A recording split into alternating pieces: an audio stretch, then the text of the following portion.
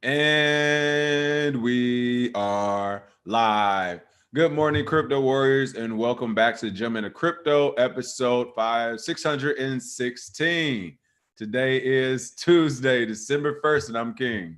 And I'm Bitcoin Zay, and we're here to bridge the gap between cryptocurrency and the community Monday through Friday at 10ish. 10ish. And today's top stories: Coinbase executed Microstrategy's $425 million Bitcoin purchase in September 2020. Ethereum 2.0 is coming. Libra rebrands to Diem, hoping to shake off associations. Venezuelan army starts mining Bitcoin to make ends meet. And last but not least, BlockFi announces early 2021 launch for Bitcoin Rewards credit card. That and more. But first, what's going on with the prices? Oh, yeah. So if you were up like I was, like a vampire, around 2 to 6 a.m., you saw some very hostile behavior towards Bitcoin's price. The price dropped from 19,700 all the way down to 18,600 and then bounced back to what is now 19,446, down 1% for the day. Ethereum holding strong at 615.10, up 1.4%. Ripple at 65 cent, down 1.25%. Stellar at 19 cent, down 3%. Chainlink at 14.18, pretty much even. Litecoin at $92 is up 10%. Wow. And last but not least, EOS at 316 is down 1%. So we saw some big moves overnight. I think China and some of the other Asian countries, they trade between 2 a.m. and 6 a.m. East Coast time. So that movement was hilarious to watch. I mean, literally just watching the candle go. People were jumping out as soon as possible. So yes, prices are a mixture of green and red. I would like to see us go sideways for a little bit, but at the same time, we are in the bull market. I will go ahead and pat myself on the back because, as you said yesterday, before it got too late, I went ahead and called it myself. I pulled the plug at about 19.5, 19.550 myself. I was like, you know what? I really feel like we're at the inflection point right now. My thoughts yesterday were that, if this price goes up, when we get another strong push here in the next 2 days, I think it only can go up to 21 to 24 tops. With the chances of it dropping back to 17, I think that's a little bit higher. 17, 16 seems to be a little bit higher, or going sideways at 19,000. So for me, I was just like, all right, it's not worth it to hang around here from 19.5, 19.7 to hopefully go up to 22 versus the chance of it going back down to like 16 like it was over the weekend. And, having that sick feeling all over again, like, oh, I could have took something off the table, or I could have put it back on. So I don't know. I know we're in a bull market, like you said. My thoughts are, unless this thing starts pushing 21, 22 strong, like it's just almost about to blow through it, I think I'm going to sit this one out. I want to see what happens. I want to see if it goes back down. Because, again, as we go into this month, I think we might only see this 10-day window, this 10, 15-day window of prices going up before Christmas and New Year's come. And inevitably, we see them drop again.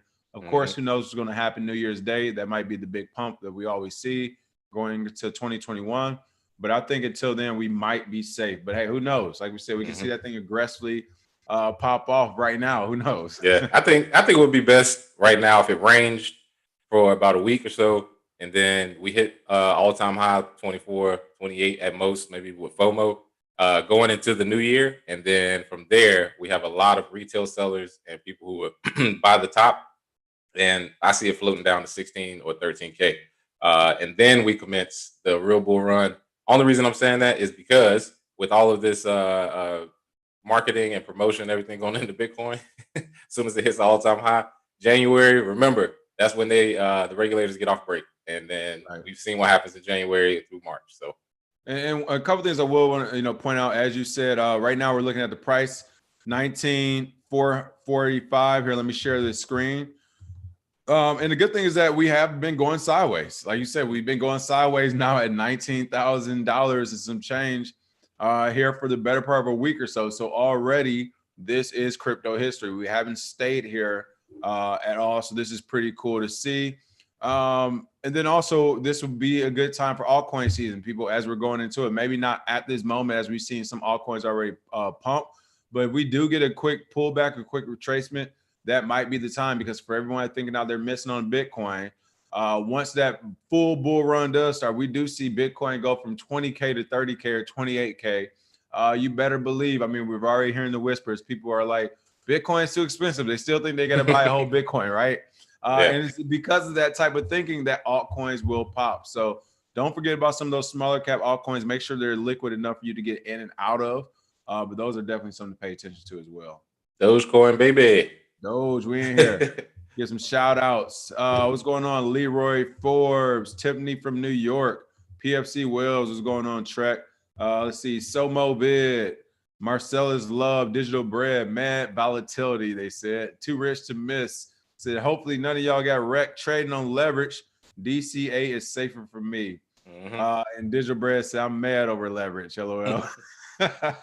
Crypto and culture, what's going on? Everybody in here, there we go. Yeah, I need another dip to accumulate more myself for sure. Oh yeah. All right, top story of the day. Coinbase executed Microstrategy's 425 million Bitcoin purchase in September of 2020. $425 million Bitcoin purchase in September of 2020. Wow, this is going down as one of the largest Bitcoin purchases in 2020. It took more than 5 days to complete, and it looks like Coinbase is at the helm of that. How did that work out? And how is that going to shape the landscape now when you have the likes of Coinbase doing $500 million deals and not banks and not Wall Street, right? Yeah, well, we're seeing the financial world change right before our eyes. Microstrategy, they first initially bought $250 million over a 5-day period in August. And then news came where they bought another $175 million investment into Bitcoin, bringing the total to $425 million. This was probably bigger news. The initial one was big, but when they followed it up with another 175, it was like, wow. And because Coinbase was transacting with a large customer, everybody started to ask, is this where institutions are going? It says here a series of large quantities of Bitcoin, nearly 80,000 in total, began moving out of Coinbase Pro's reserves starting in the middle of the year, ending in autumn. And, those outflows, as they say here, went to Coinbase custody wallets, not exchange wallets. So people were basically moving it into their own custody. And in my opinion, if Coinbase is going to be a big over-the-counter seller for institutions and institutions can use Coinbase, I think that is the perfect use case for Coinbase. Individual users, retail people, Coinbase is going to mess you over more than it's going to help you. I mean, they get you in with the, learn a little bit, earn $100 worth of crypto. Everybody's excited. They're like, stick with Coinbase. And then you tell them, you're like, all right, withdraw it off of Coinbase. And they're like, all right. And then they all of a sudden, all these problems start. It's easy to take in the money. It's real hard to give back. 2 weeks. Yeah, exactly. So as far as Coinbase's future strategy, even with the news, like we discussed earlier, the problems they had with Black employees or whatever, a lot of it, I think retail may be turned off by that. Institutions don't care. If they can get it done, if they're saying, hey, Grayscale is cool, but Coinbase is better, hey, more power to them. And I think that would be better for them. They are a crypto bank. So shout out to them for executing that sale. But again, get it off of Coinbase. They did. MicroStrategy did. So you definitely should too. Hilarious. They said they did. That's just true. And that's what I was going to Even say. They know. Yeah. I was bringing that up. It was interesting that they bought it and they didn't use Coinbase's custodial services. I was just about to bring that up. As you said, get it off of Coinbase. This company did. I agree with you. I think this is more the likes of what we can see some of these big crypto companies in the short term turn into, especially in this regulatory mess that we have now, where we don't say regulatory mess, is regulatory cesspool of corruption. I can see companies being like, I don't want to deal with it. Like, it's hard enough to make money with mom and pop and retail investors. If what it takes to be successful is just go after the bigger fish, like the MicroStrategies. I do see Coinbase's, Geminis and the likes going along with it. Again, it is interesting to me. I want to point out that they said because of their market tools, they were able to buy a significant amount of Bitcoin without moving the market. Now, I would like to see exactly when these purchases started and the price, because right now looking at the price, I would say that's wrong, right? They made this happen in September. To me, it looks like the market did respond to it. Might not responded immediately on the day of when they bought those. Maybe that's what they're talking about. But it's certainly in the short run, in the last 2 months, we've seen the market respond to this $425 million purchase of Bitcoin. So. Hey, you don't gotta announce it. If every time there's a dip, it's getting bought up instantly. Like remember at 10,000, we were like, it's not going below. Every time it dipped a little bit, it went straight back up 11, straight back up to 12, go down a little bit, straight back. So basically, they didn't tell anybody. But if you have a algorithmic bot, I'm pretty sure you picked up that every single supply suite was was picked up, and that was probably MicroStrategy. I guess my thing is I wonder if they're buying too aggressively too early. Will this be almost like them holding the bag for another year, or not necessarily causing a bear market of sorts where we see ourselves go back down to 10,000, or excuse me, maybe 5,000 or 3,000? But what if they bought so much so early on, we might see ourselves stay at 15,000 for the next 3 years or something because of companies like MicroStrategy that just decide to hoard the crypto, thinking to put themselves in a better position, but in turn it actually slows down the movement of the market. So I'm curious again, just to see how all these things play out, because this is the only company we're being told about. If we remember, Coinbase was saying, hey, we got companies coming through here 200 million a quarter. Yes. So this is the company that MicroStrategy said, yeah, you can tell everybody about this one. I want to know about the companies we're not hearing about. Who bought the dip at $3,000 and pumped that thing back up to 12? That's who I want to hear about. MicroStrategy.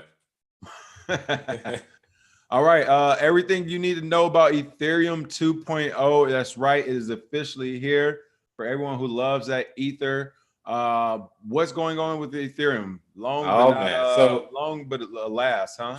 Man, we've been waiting a long time, but it's finally here.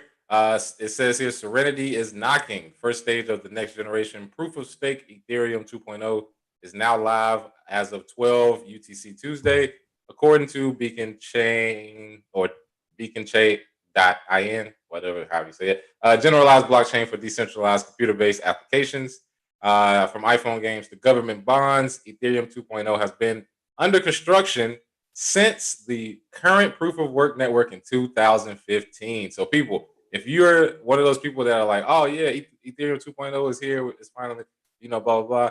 Trust me, we've been waiting for it since Ethereum was created. I remember the talk of the second phase of Ethereum, going from proof of work to proof of stake was always a big conversation. And every time somebody asked, they were like, so when is it going to happen? We were like, I don't know.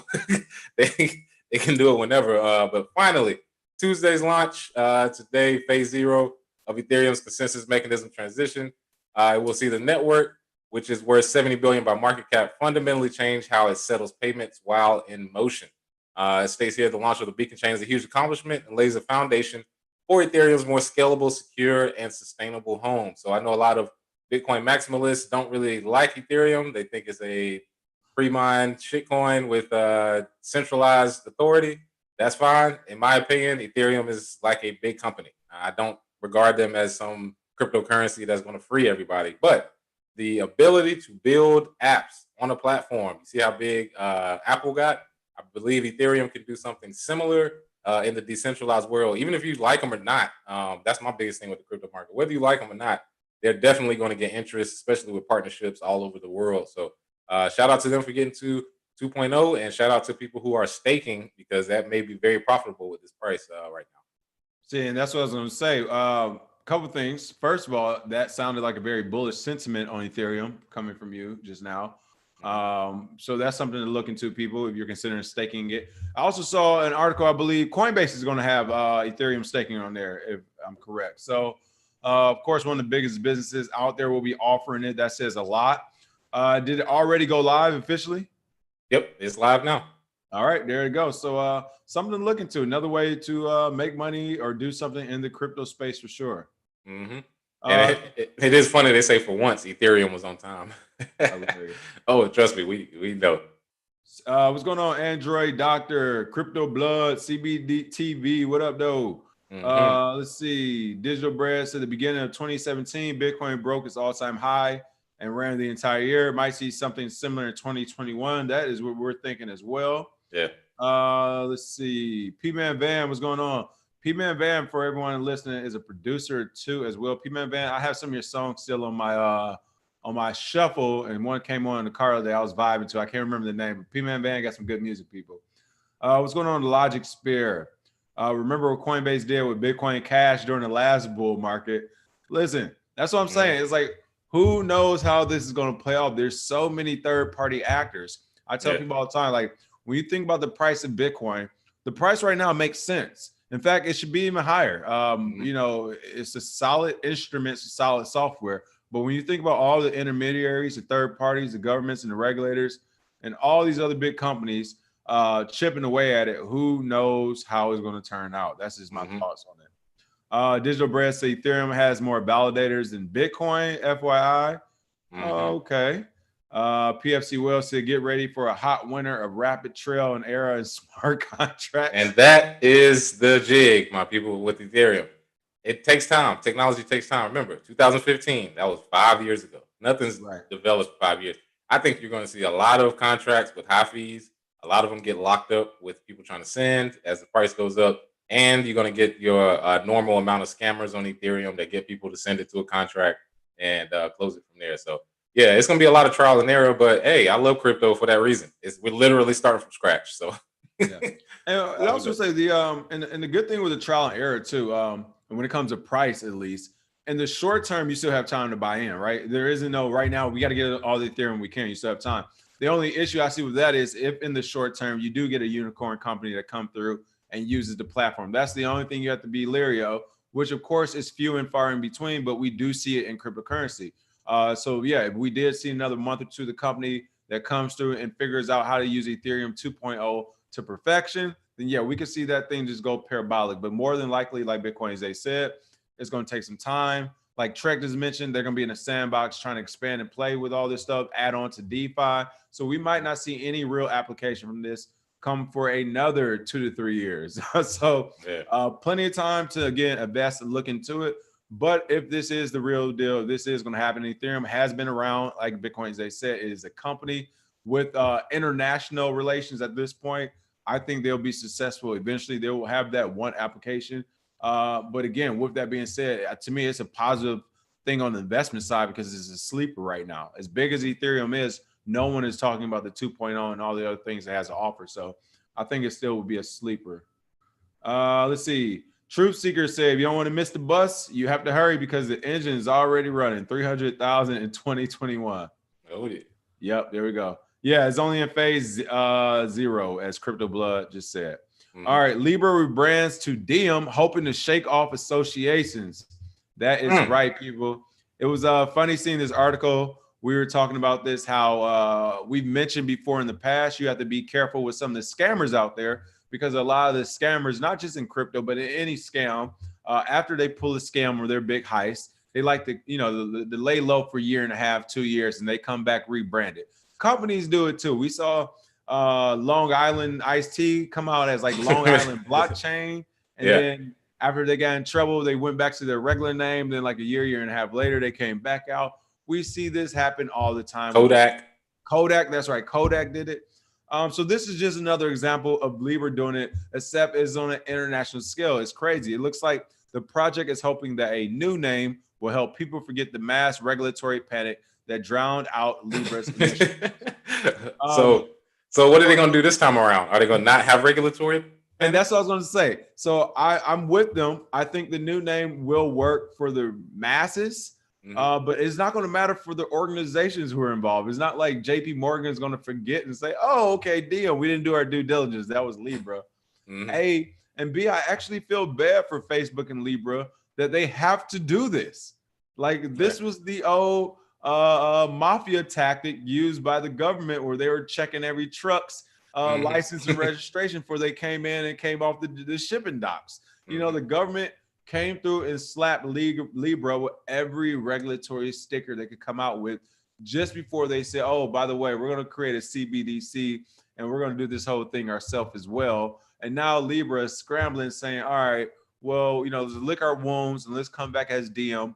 Probably they'll come back as a more what's the word I'm looking for? Subdued company. They won't be as aggressive thinking they can change the whole world's monetary stream or value stream. I think they'll come back as a beaten company, beaten by the government. But it'll be interesting to see how this works out. Oh yeah, I mean the thing we're seeing here with a lot of these big companies is that based on their past success, they think the future of money is in their hands. That is unfortunate. Unfortunately for them, that's not how it works. You can't just show up with $1 billion anymore and say, "Hey, we run this industry." Because that's what they tried with the Libra Association. It was like, "Look, we got Spotify, we got PayPal, and then what they start dropping one by one is like, "We gotta do what?" So basically, we gotta listen to y'all and not U.S. regulators. Okay, that's not gonna work. And then, of course, the U.S. regulators themselves are not giving up any power to them. They're not handing over regulatory type power with money over to people like Libra. So I think with them, you'll see a little bit less press. I think you'll see more of the work being done before they present it. And Stuart Levy, who is the DM Association CEO, I'm sure we'll see him try to come out during the bull market and say how great DM is over Bitcoin or over a CBDC. But it's all interesting because, again, we keep telling y'all people, they are, I mean, the ICO people, as much as they got, killed for all the scams, these companies do the same shit, like you just said. Same thing, rebrand, come back out, and they'll get some money. And I think a big issue with Libra, I'm trying to think of the other word for it. I can't think of the other word, so I just got to say the word. They pussyfooting. And one of the best driving, some of the best driving advice I received was when I was growing up, teenager, learning to drive. And, you're trying to make that turn. It's the blind spot and you can't really see. So you're trying to creep out. And my buddy who's kind of trying to teach me how to drive, he's like, hey, don't be pussyfooting around. You don't get us killed. He said either drive, make the turn, or don't make the turn, right? Yeah. That's how I feel about Libra. You all want to play 1 foot in, 1 foot out. We might be doing Libra, waiting for the government, and the government shows you who the government was. Like, no, I ain't about to be launching no money. You stupid. Yeah. How you gonna beat them at their own game? For real, great point. I mean, great point. You talk. It's some things our government. You talk about oil. That's a government game. You talk about money. That's a government game. That's not just you and your friends. No, you better have an army with you. Yeah. So I say that to say that I feel like Libra, when they initially launched, they should have just launched. They shouldn't have did that temperature check to see how people feel and draw interest. No, they should have just, whether in-house money or private investors that they kept on extreme low, they should have just launched that bad boy as soon as they mentioned it. That way, the world would have saw what the U.S. government would have done to them if they would have done anything publicly, at least, which we know something would have happened, right? Yeah. At least they would have had that back into where we just, as a country, we see like, oh my God, they are hanging this boy upside down, right? I feel like since they didn't do it and now they're trying to come back, and that photo showed it's everything we need to see. I'll bring this photo up again. It had the little crypto coin with the DM sticker on it. I feel the same way. Like Cointelegraph, shout out, knocked it out the park again. It's a chessboard with government regulators walking around and a crypto coin that I'm assuming that was Libra trying to have a DM sticker on as it sneaks past. Like exactly, you're not fooling anyone. This is going to be a watered down version of whatever your dream was. And now that you're coming back after the government's getting their stuff together, I feel like the best thing they can do is try to partner with the government. Because that's all they can do. Yeah. That's all they can do. If the government allows them to launch as DM, it's going to be after we have our CBDC together. It's going to be after JP Morgan Chase has their Dino coin or whatever you want to call it, right? It's not going to be before that. So I get it. At the end of the day, I from Facebook's point of view, they're probably like, look, this won't be a $6 billion highway robbery anymore. Maybe we only make 600 million a year, right? We won't make the full 10 billion a year we thought we would make. We won't make the $100 billion or the $1 trillion we had on the board. I guess we'll only have to bring in 20 billion this time. So I think if anything, they'll just lose a little bit of money on it. But the project will still work. They have a market share to launch anything and people will buy it. So it is what it is. Oh, yeah. Yeah. I was gonna say, while you're pulling up pictures, you should pull up the head of the BIS real quick, just for Wire Spark said DM literally means day to day. Hilarious. Exactly. Scott Frazier was going on and said, don't trade Bitcoin. You're just going to pay capital gains tax and get burned. That's true. Yeah, we'll figure this out when it happens, right? Crypto culture, Libra struggling. Should have just built it and say there was nothing they can do about it now. Exactly. That's my thing. They should have just built it, press play, sent it out of there, and that was it. Digital Bread said another big connector is on the horizon, out of pocket. That's the other thing, people. There is another big connector on the horizon. We might not know the names, but I guarantee you, some criminal masterminds down there licking their chops right now, like, oh yeah, we got people coming in trying to buy $3 Ripple again. People, it's time. I was about to say Ripple has been the longest running scam of the crypto market. Let's see. Truth Seeker. So I appreciate you guys. You have changed my mindset about navigating money. Follow the money. Yeah, I mean, there's no personal feelings to me and my money. It's just I try to put it in a place I know is going to retain as much value as possible. Let's see. PFC Wells says, so does DM stand for dumb money? Hilarious. Yeah, this is crazy. What's going on, Lance Mitchell? All right, Venezuelan army starts mining Bitcoin to make ends meet. That's right. You read it correctly, people. And this is what we're talking about. This is what we're talking about. What is going to happen when you try to sanction people, or you try to tell people this and that and the other, and then finally a group of people with guns say, you know what? Oh, we think it's value in this too, and we like it. We're going to do this. How do you stop that group of people?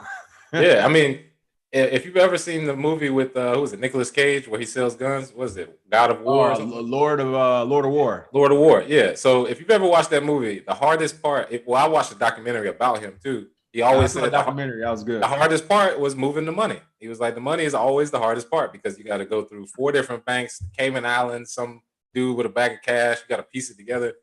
Because a lot of these mercenaries, people who sell weapons and things like that, they don't care where the money comes from. So you really think a crypto address, that's all they need? And as soon as it comes in, they ship it off. There's no real paper trail unless your crypto is tied to a person in that organization, which you can't be dumb enough to do that. But if you are an army of a country that's getting sanctioned and you have the ability to mine cryptocurrency, which is increasing in value at a rapid pace, for example, if they were mining crypto all this year, whatever they mined is up at least 200%.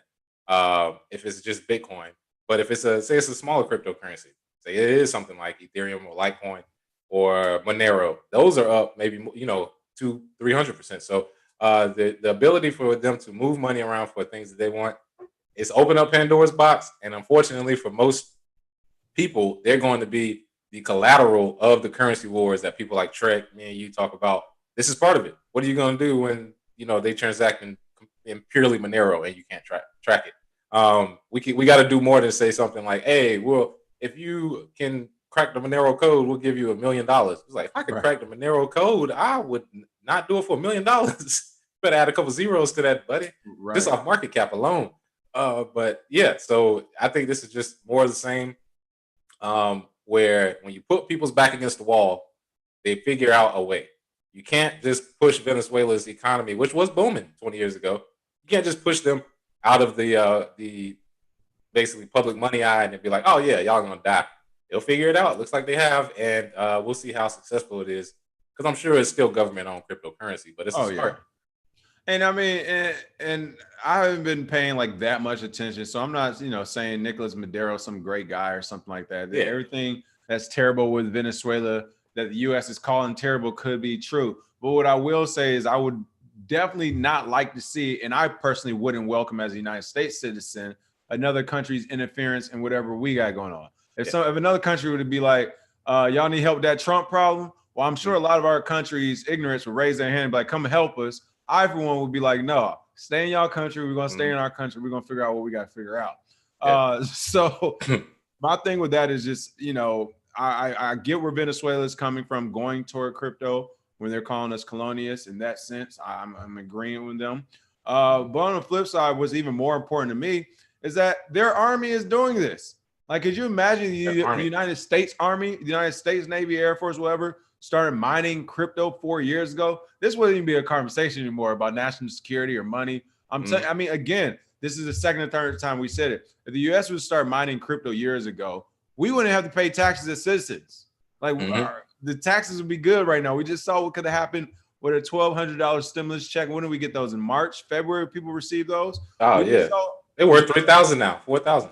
Right. So we just saw what happened when people received a stimulus check. If they were to invest those into crypto, literally that $1,200 stimulus check could have been, you said what, $4,000 or $5,000? Almost $4,000, yeah. Almost $4,000 right now in the same year. So again, imagine if your entire country was mining. If you do have your army mining, like how much would that repay back to the country automatically? And don't forget, people, if it's as funny money as these governments used to say, then worst case scenario, nothing goes wrong. All we did was waste some manpower and some resources, but we didn't lose anything on the back end. So to me, again, it's a win-win to do that. All right, last but certainly not least, BlockFi announces early 2021 launch for Bitcoin rewards credit card. Oh yeah, shout out to BlockFi. Big news. Yeah, so it looks like cryptocurrency lender BlockFi, the New York City-based company known for its lending operation, interest-bearing crypto products, and trading desk, announced today it will launch its long-awaited rewards credit card in the first quarter of next year.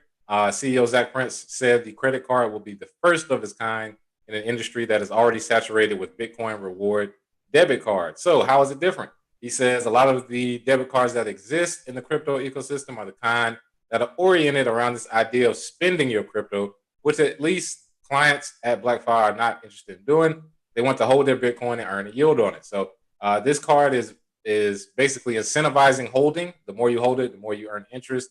However, if you're earning interest plus the value of the cryptocurrency is going up, of course people are going to spend those profits. So they're smart in that regard by having something available. So if you do want to spend it, if that's all you have, like I keep telling people, if it comes down to it and crypto is all you have, this is a great way to do it. I've actually spoken to an employee at BlockFi, and they've been excited for this all year. So this should be big because they have some really big clients on BlockFi earning interest. It's definitely a company to look out for. Yeah, this is pretty cool. Again, see credit cards in the network, making crypto credit, I guess, making Bitcoin a way of credit, backing, as you said, Bitcoin being backed by, you called that a long time ago. That's pretty interesting to see. I guess my biggest question would be how would these companies make their money? Are they making their money off the fees or just off the hopes that, crypto will keep expanding? Oh yeah. Off of for one is off fees, but the only way they can give interest is they have to have liquidity pools. So they have big investors who have provided hundreds of millions of dollars worth of liquidity, either in Bitcoin or cryptocurrency or in cash. So when you earn those dividends, yeah, you earn them. However, they gave you 8%. What if they're earning 15%?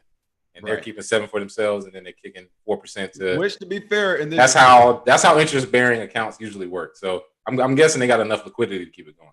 I would say, plus that type of split, which I can see those splits happening more in crypto. Mhm. Those would be fair. I mean, I think it'll be hard for people to wrap their head around it up front. But I think once they understand the market and how aggressively it's moving as a global market, they'll see that, all right, it's fair that they get 7, we'll get 7. Everybody calls it a day. Man, 8% is amazing for That's what some I'm people. saying. I mean, some people don't understand. You get these Chase reward cards, 1.5%, 2%. You like, That's not happening with 300 back, no more than 300 in a year type of deal. yeah, exactly. That's garbage. So Well, yeah, these crypto lending companies, especially as they increase in price, people are gonna be like, I'm missing out on so much money using this credit card. I could just use BlockFi and earn money as I go. Yeah, I'm switching over. So shout out to them. when you're talking about some of the crypto platforms that or some of the liquidity platforms, I think a place like MicroStrategy, hey, they have it now. BlockFi, you need liquidity, MicroStrategy, boom. So I see what you mean. I see how they can work with some of their clients. And again, another big win for the crypto community. A few more quick comments we get out here. Some Mobid said after the Spark airdrop, Ripple holders will be gone again. Hilarious. What's going on, Nate Moss, Antonio? Hey. Truth Seeker said Banks said Bitcoin was only for criminals, which makes you wonder why they didn't buy it sooner. Because they wanted to create their own, you remember? Yeah. Of course. And they're doing it right now. Right.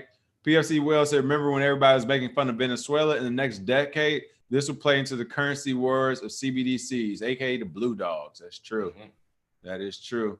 Talking about the card as well, PFC Will said that doesn't mean people will end up using it like people did the Coinbase card, only using it when the price was higher than their buy-in. I can see that happen as well. They only buy it, they only use it actually when the price of the Bitcoin, the price whatever crypto they're looking at makes sense. That makes sense. Yeah, I mean, and price goes up. It's you got some room to spend. Right. Last but not least, give a shout out to Minho Donahue. Just made it to the stream. Welcome. All right, Bitcoin's Day. Any other announcements? Bitcoin in Black America, second edition, out now. For those who have ordered, the shipping date has been pushed back a week. The email announcement is coming out. Just finalizing some things. When you're independent, some things can go wrong, but it's all good. Coming out a week later, and we still have 3 webinars this month. So look out for that. And if you haven't ordered, go ahead and go to bitcoininblackамerica.com.